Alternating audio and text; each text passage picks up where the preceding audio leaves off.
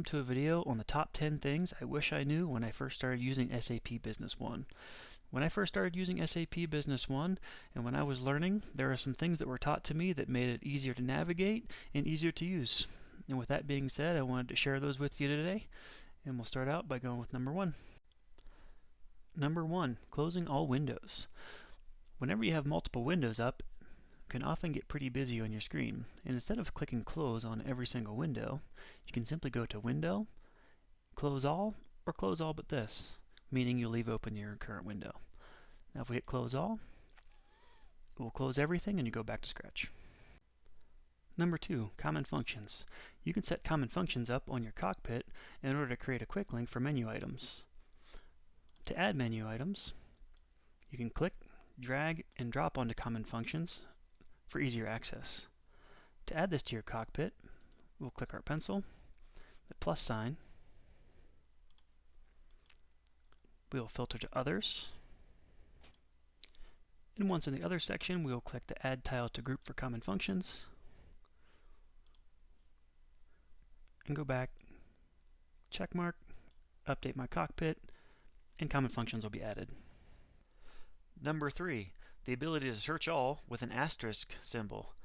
In this example, we'll use business partner master data, and instead of typing in a couple letters and hitting find, we can simply type in an asterisk, click find, and it will bring up all of the business partners.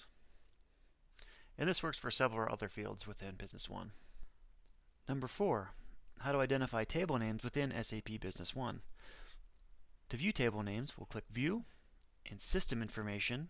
Now if we hover over any field within SAP Business One, on the bottom left, you can see that this table is ORDR. Number five, what key to hit to add table names to Query Generator. In Query Generator, to add table names, we'll type in our table name, and to enter it in, you'll hit Tab. And Tab will enter the table in so you could use it for the query. Number six, form settings. In this example, we're going to use a sales order, and we have the ability to add or remove any of these columns. To do that, go to Tools, Form Settings, Table Format, and as you can see, we have item number, we do not have item description. To add the item description back in, you make it visible and active, click OK, and now our item description will show up. And this goes the same if you'd like to remove any of these columns too. You can make them inactive by clicking one of those checkboxes. Number seven, editing the user interface. For this example, we'll use a sales order, and what we're going to do is we're going to be able to change or add items on the sales order. To do that, we're going to go to Tools, Edit Form UI. Now from here we can do several different things. To start, I'm going to add another tab. So I'll right click, add tab, we'll name this test, and now as you can see our new tab has been added. We also have the ability to move around items. If needed, we can click, hold, and you can move and place into a different area. For this example, we'll add it to our test tab. And now let's say we want to change the text as well. You can hit Control and hold Control and then double click, and it will allow you to change the text. Update and OK, and now our text has been changed. Number 8, the Drag and Relate feature. This feature is used to drill down to get more specific information. For this example, we're going to use business partner master data.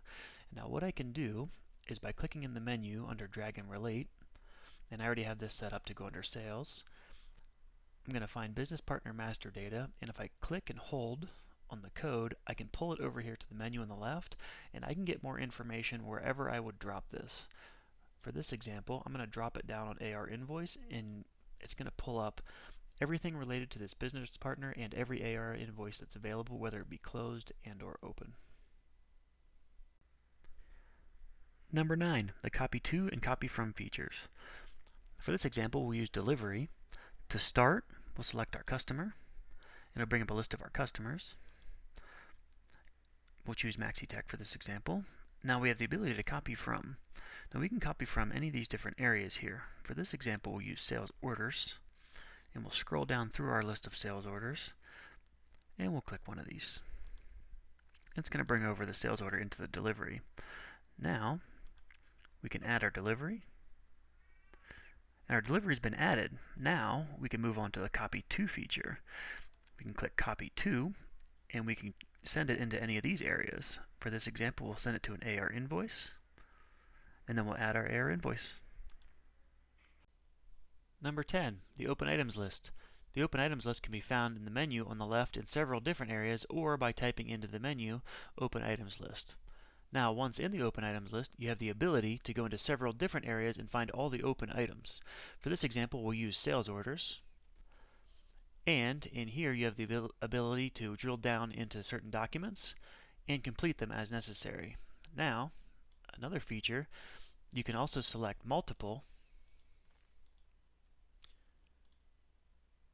and you can change to closed, canceled if needed. Thank you for watching this video. As always, please reach out to us here at Support One with any questions. Click on the link to subscribe for more content.